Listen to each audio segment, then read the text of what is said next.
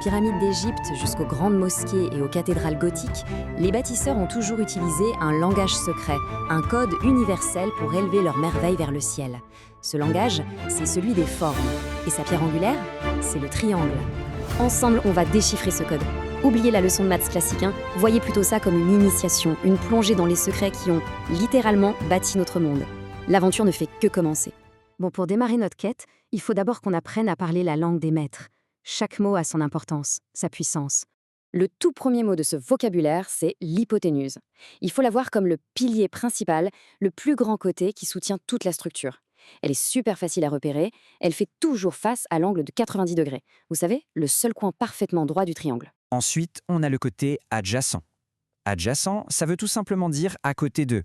Mais attention, petit piège, c'est le côté qui est à côté de l'angle qui nous intéresse, mais qui n'est pas l'hypoténuse.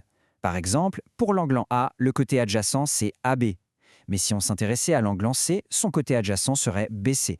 C'est une notion qui dépend toujours de l'angle qu'on observe. Maintenant qu'on maîtrise le vocabulaire, on va découvrir un premier secret. Une connexion super élégante, presque magique, entre le triangle rectangle et une autre forme parfaite, le cercle. Qu'est-ce que ces deux formes pourraient bien avoir en commun? On pourrait penser qu'elles sont complètement différentes, non? L'une est tout en angle, l'autre tout en courbe. Et pourtant, le voilà, le secret. N'importe quel triangle rectangle peut être placé dans un cercle de façon à ce que ses trois sommets touchent parfaitement le bord. Et quand on fait ça, l'hypoténuse devient, comme par magie, le diamètre du cercle. C'est une harmonie cachée, une loi fondamentale de la géométrie. Et la conséquence pratique de ce secret, elle est fascinante. Pour trouver le centre exact de ce cercle, il suffit de prendre l'hypoténuse et de trouver son milieu. Ce point devient le cœur de la figure, le centre de gravité, pile à la même distance des trois sommets. Et ce lien incroyable avec le cercle, il nous offre un outil génial, la médiane.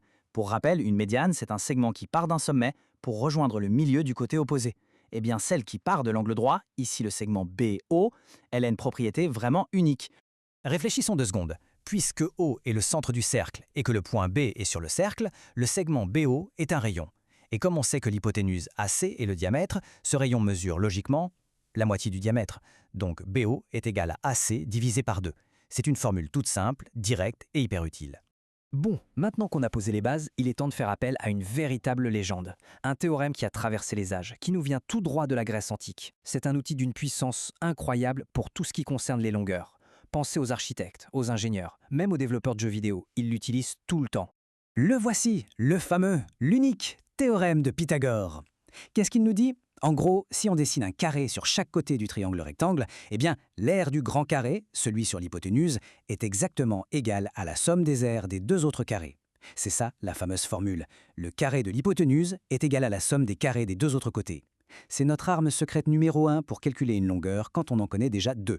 Alors, avec Pythagore, on est devenus des maîtres des longueurs. Super. Mais il nous manque encore une pièce du puzzle, les angles. Comment on fait le lien entre les longueurs et les angles?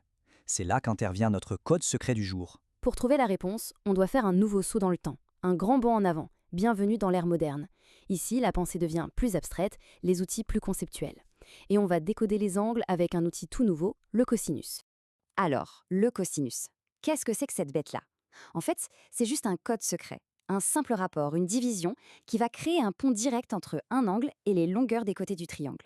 Plus précisément, c'est le rapport entre le côté qui touche l'angle, on l'appelle le côté adjacent, et notre vieil ami, l'hypoténuse. Et là, l'image est parfaite pour comprendre. Si on s'intéresse à l'angle A, son cosinus, c'est tout simplement la longueur du côté adjacent, AB, qu'on divise par la longueur de l'hypoténuse, AC. C'est ce simple calcul qui est la clé pour connaître la valeur de l'angle. Et c'est là que ça devient vraiment intéressant. Le cosinus, c'est un outil à double sens. Il fonctionne dans les deux directions. Si on connaît les longueurs, hop, on peut trouver l'angle. Et inversement, si on connaît un angle et une longueur, on peut retrouver une autre longueur. C'est un vrai couteau suisse mathématique. Et tenez, une petite astuce de pro pour ne jamais se tromper. On sait que l'hypoténuse, c'est toujours le côté le plus long, d'accord? Du coup, quand on divise un autre côté par l'hypoténuse, le résultat sera forcément plus petit que 1.